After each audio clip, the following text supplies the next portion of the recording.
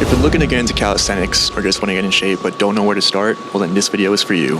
I'm going to break down a couple different exercises that you can do from literally anywhere. And the best part, you don't need any equipment or a gym membership for that matter. So what is calisthenics? It's a form of physical exercise that primarily focuses on using your own body weight through movements such as pushing, pulling, bending, swinging, and jumping. And the goal with this form of exercise is to improve our strength, our flexibility, agility, endurance, coordination, and balance. On top of that, the poses you learn along the way have their own set of benefits. But let's be real, it also just looks really cool. I mean, eventually, the only difference between you and Spider-Man would be that he can swing off webs and you can. So with that being said, I'm going to share with you a couple different beginner exercises so that you can start seeing the results you want today. But first, if this video helps you at all and you want to see more content like this, well, let me know by leaving a like and subscribing. And I'd love to hear from you in the comments. And with that being said, let's get into the workout. So first, we'll start with everyone's favorite muscle group, the chest. The staple exercise here would be a basic push-up. And to do that, you would just have your arms at shoulder length. You'd go up in a plank position and you would just go down, hold, and go back up. This is going to be targeting your chest, your shoulders, and your tricep. If you can't do a basic push-up, that's okay. All you have to do is use your knees to assist until we can get the hang of it. Just like that. Once you're able to do that for a solid amount of reps and you're more comfortable with it, you can now go into more advanced variations. For example, a diamond push-up, where you will have your hand placed in diamond shape and you'll do the same exact thing.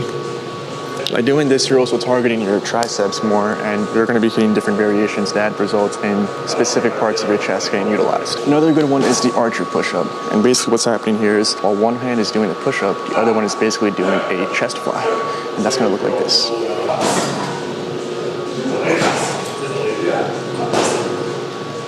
If you can find a way to elevate yourself off the ground with either furniture at home or a bench at the gym, then you can also do an incline push-up like this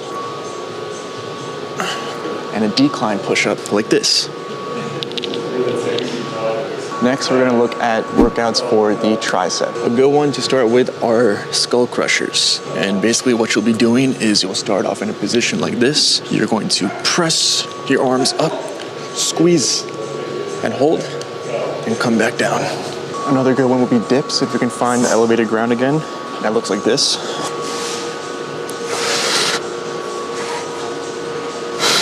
For all these exercises, you're gonna wanna make sure that you're utilizing your core, keeping them tucked in, and using your breath for every single movement. And like I said, diamond push-ups also tackle your triceps. For our shoulders, a great workout's gonna be the pike push-up. Push-ups are ideally going to be what we're doing for a lot of these push muscle groups.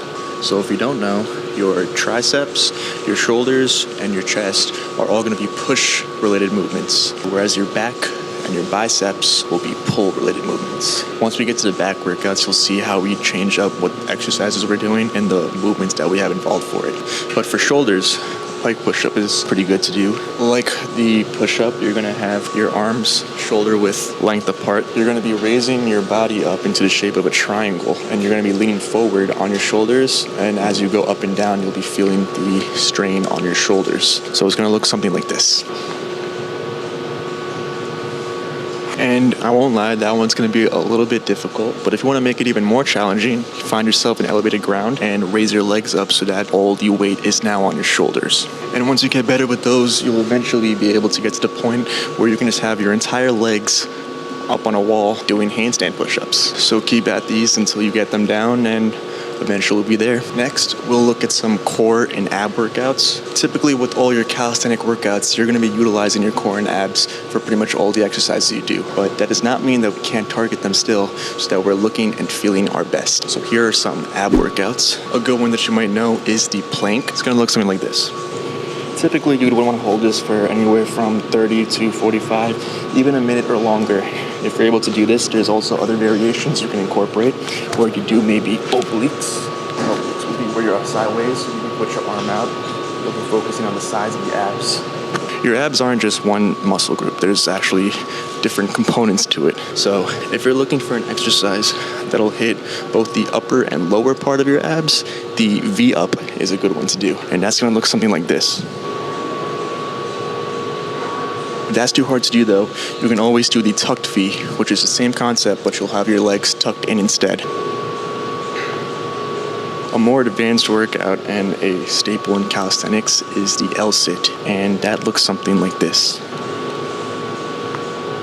If an L-sit's too hard to do, then you can also do an easier variation where you'll just tuck your legs in and you'll basically lift one leg at a time, stretching that out. It's gonna look something like this.